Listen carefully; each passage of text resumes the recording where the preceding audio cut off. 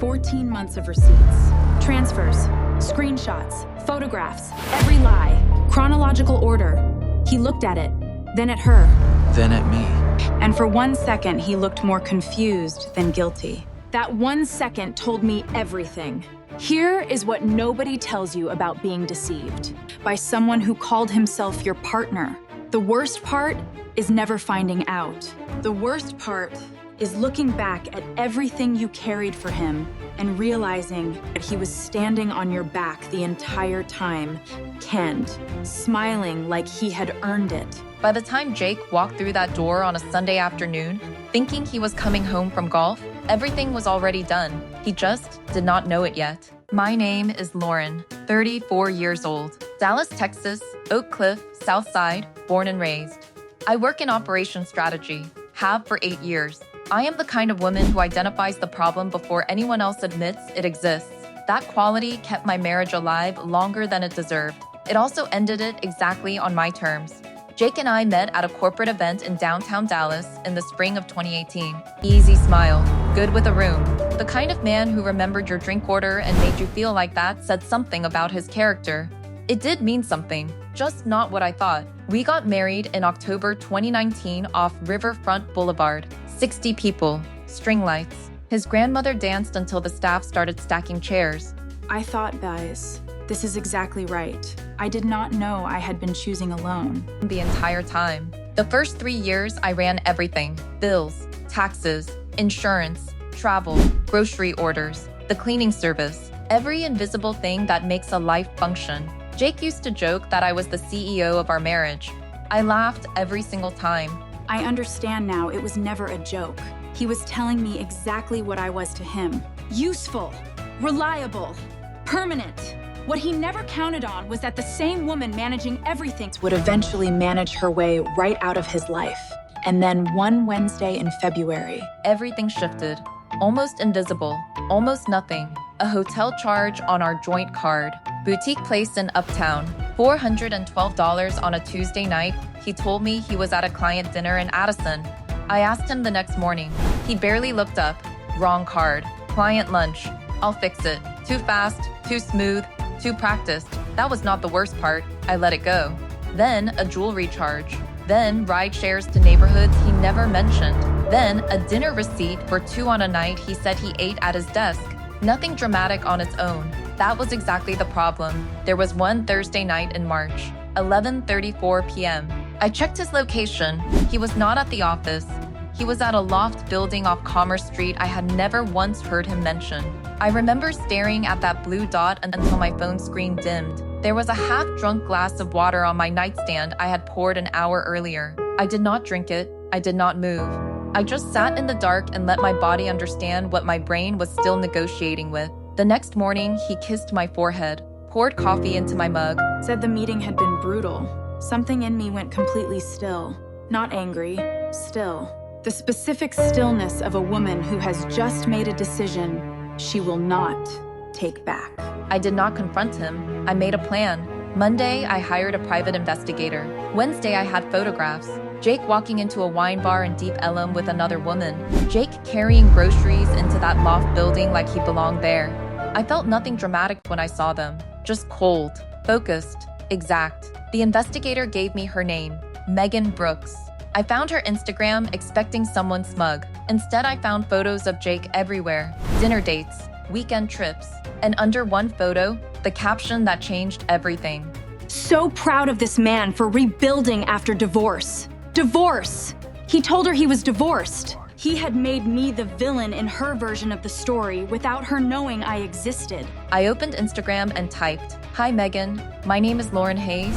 I am Jake's wife. We need to talk." She replied immediately, "This isn't funny." I sent our wedding photo, then our marriage certificate, then a screenshot of our current utility bill with both our names. 5 minutes later, where? We met the next morning at a coffee shop on Bishop Avenue in Oak Cliff.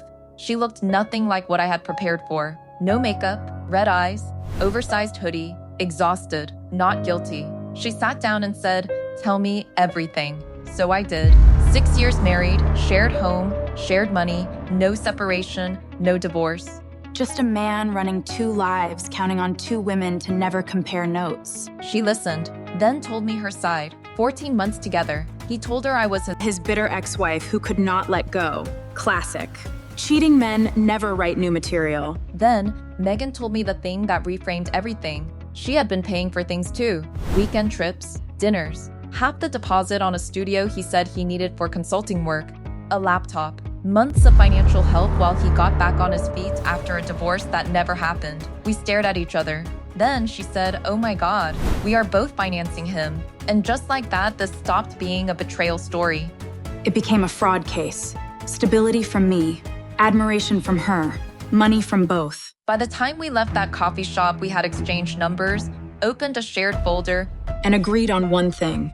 Jake was not walking away, with 2 women blaming each other. For 3 weeks, we collected everything: receipts, transfers, screenshots, messages, contradictions.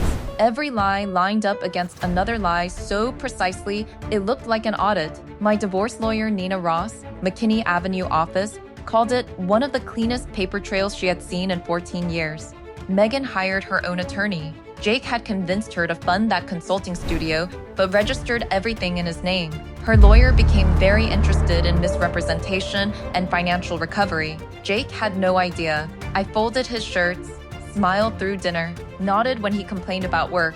Megan kept texting him like nothing had changed. He texted back like a man who believed charm was a permanent shield against consequences. The confrontation happened on a Sunday in April, 4:17 p.m. He said he was golfing. He walked through our apartment door and found Megan sitting on my couch. The binder was on the coffee table between us. He froze. He looked at Megan, then me, then the binder. "What is this?" he asked. Megan crossed one leg over the other. "Your review." He tried confusion, then concern, then wounded innocence. "Baby," he said to Megan. "I can explain." She looked at me slowly. Did he just call me baby in front of his wife? Then he turned to me. "Lauren, this is not what it looks like." I slid the marriage certificate across the table. "It is exactly what it looks like," I said. You just did not expect us to compare notes. He was unhappy, felt trapped, never meant to hurt anyone, loved us in different ways. That last one made Megan Laugh out loud. Then he said the sentence that removed every last trace of hesitation I had. "You are both overreacting." The room went still. I handed him the divorce papers. Megan handed him her attorney's legal notice. He stood holding both stacks like a man Who had never considered that consequences could arrive from 2 directions at once. And for the first time in 6 years, I saw real fear on his face. Not because he was losing us, because he was losing access. He moved out that week. He tried to stay, said his mother Carol's house was not stable. I told him he should have considered stability before building this many unstable situations for everyone else. Nina made sure every hidden dollar had a documented trail. Megan recovered a significant portion of what he manipulated from her. Carol called me twice. First call, "You are destroying his life over a mistake." I said no. I am ending the part where I paid for it. Second call, he needed compassion getting back on his feet. I said, "Then you can finance him for a while." Then I blocked her. The silence after he left was not what I expected. I expected loss. It felt like oxygen. And then Megan kept calling. First paperwork, then coffee, then dinner, then real friendship built on the specific foundation of 2 women who had seen each other at their most blindsided and most dangerous. One evening, she looked across my kitchen table and said, "Do you realize the only useful thing Jake ever did was accidentally introduce us?"